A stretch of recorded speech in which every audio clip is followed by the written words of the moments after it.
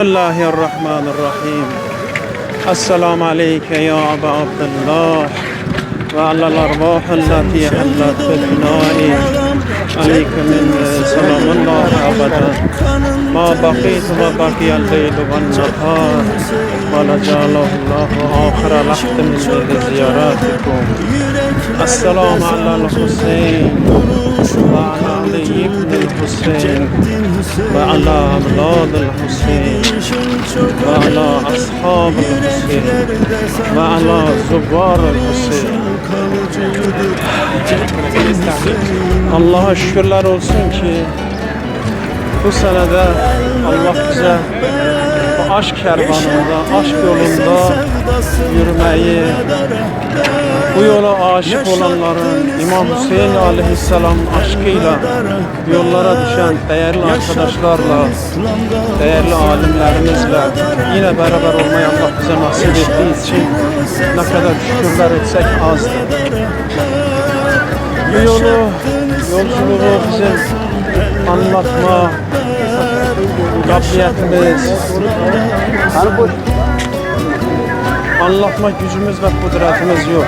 Ama acizane gördüklerimizin az çok anlatalım ki insanlar görmediklerini görsünler, duymadıklarını duysunlar.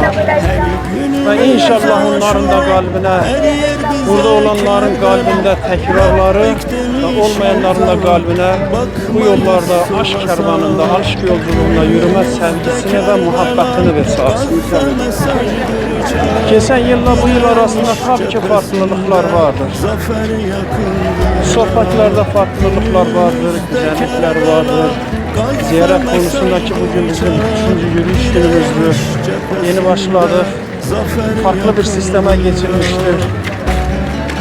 Çok güzel bir sistemdi. İnşallah başarıyla bu sistemin içerisinde çıkılacaktır.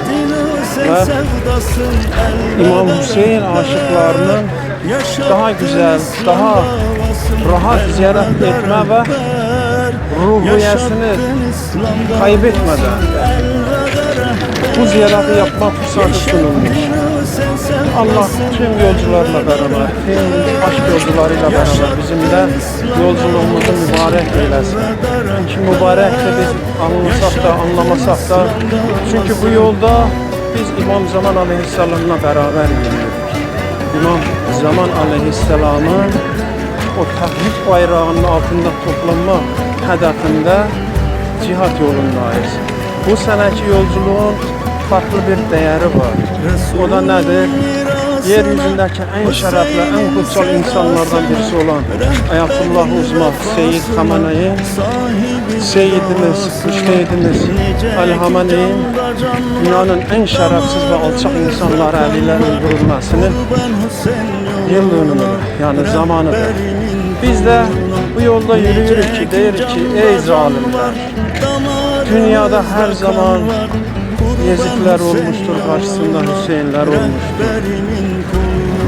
Her türlü zalimin karşısında zamanın Hüseyinleri, Zeynepler olmuştur. Biz de o İslam düşmanları karşısında, ki hocalarımız sohbetlerinde dedi ki, bizim bu yolculuğumuz bir cihattır. Cihadın çeşitli manaları vardır. Bunlardan birisi de budur ki dediler, Abbas Kazım hocamız anlattı, Allah razı olsun. Bizim yaptığımız her eylem ne olursa olsun, eğer düşmanları, İslam düşmanlarını rahatsız ediyorsa bu bir cihattır. Allah bu cihatta beraber olduğumuz tüm arkadaşlarımızı muzaffer eylesin. İslam düşmanlarını zelil eylesin.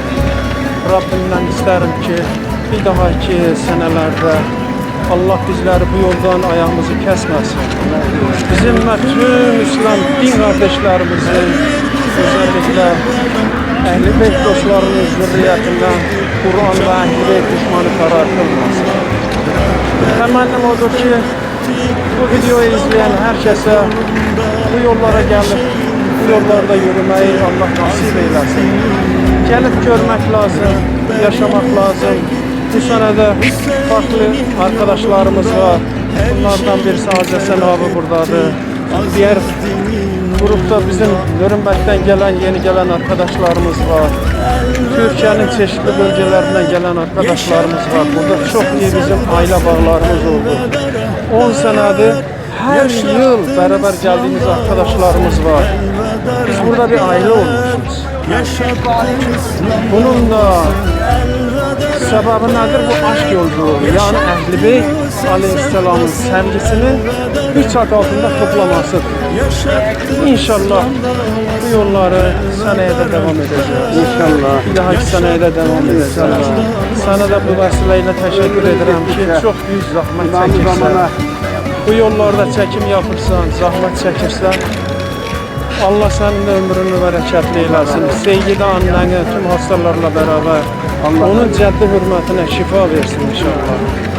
Allah'ın selamı, rahmeti ve bereketi tüm Əhl-i dostlarıyla beraber bizi izleyip, dinleyen, gören tüm Əhl-i dostlarıyla beraber tüm ölmüşlerimizin ruhu şad olsun.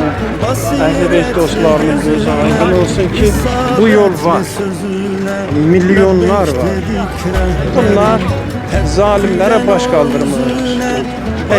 Tekrardan teşekkür ederim.